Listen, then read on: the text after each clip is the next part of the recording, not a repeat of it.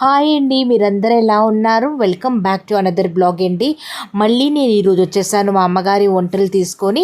ఈరోజు అయితే మా అమ్మగారి వంటల్లో మీతో నేను ఇక్కడ షేర్ చేస్తున్నాను మజ్జిగ చారు అండి. Stay tune to my channel. చూడండి, మా అమ్మగారు ప్రిపేర్ చేసినట్టు మజ్జిగ చారు నేను ఎలా ప్రిపేర్ చేస్తున్నానో. ఈ మజ్జిగ చారు ఉంది కదండి, బ్యాచిలర్స్ హాస్టల్స్లో ఉన్న వాళ్ళు కూడా ఈజీగా ప్రిపేర్ చేసుకోవచ్చు. దీన్ని మజ్జిగ చారు ఇంకా మజ్జిగ పులుసు అని కూడా పిలుస్తారండి.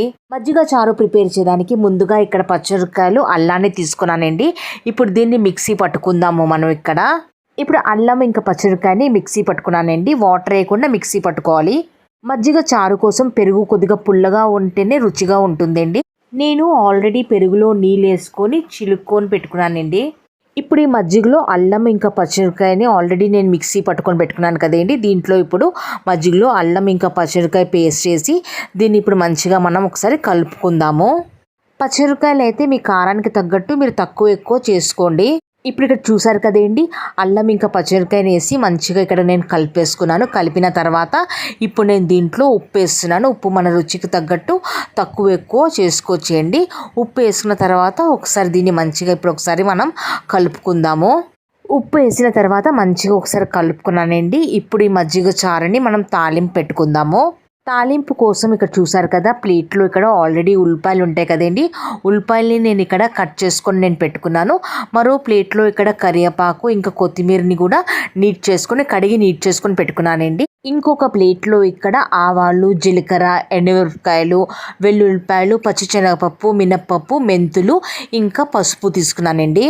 తాలింపు కోసం ఆల్రెడీ స్టవ్ పైన మూకుల్లో నూనె వేసి వేడవడానికి పెట్టానండి. ఇప్పుడు మీకు ప్లేట్లో తాలింపు చూపెట్టాను కదా, పచ్చిశనగపప్పు, మినపప్పు, ఆవాలు, జీలకర్ర, మెంతులు, ఎండుమిరపకాయలు, వెల్లుల్లిపాయలు వేసి ఇప్పుడు దీన్ని మంచిగా ఇప్పుడు మనం ద్వారగా కొద్దిగా ఫ్రై చేసుకుందాం ఇక్కడ.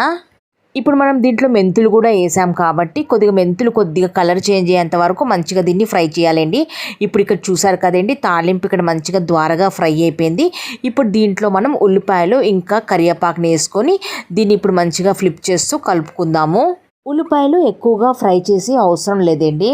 ఉల్లిపాయలు వేసిన తర్వాత ఒక నిమిషం సేపు కలిపానండి. కలిపిన తర్వాత ఇప్పుడు నేను దీంట్లో పసుపు వేసాను. పసుపు వేసి దీన్ని ఇప్పుడు మంచిగా మనం కలుపుకుందాం. పసుపు కొద్దిగా పచ్చివాసన పోయేంత వరకు మంచిగా దీన్ని కలుపుకుందామండి.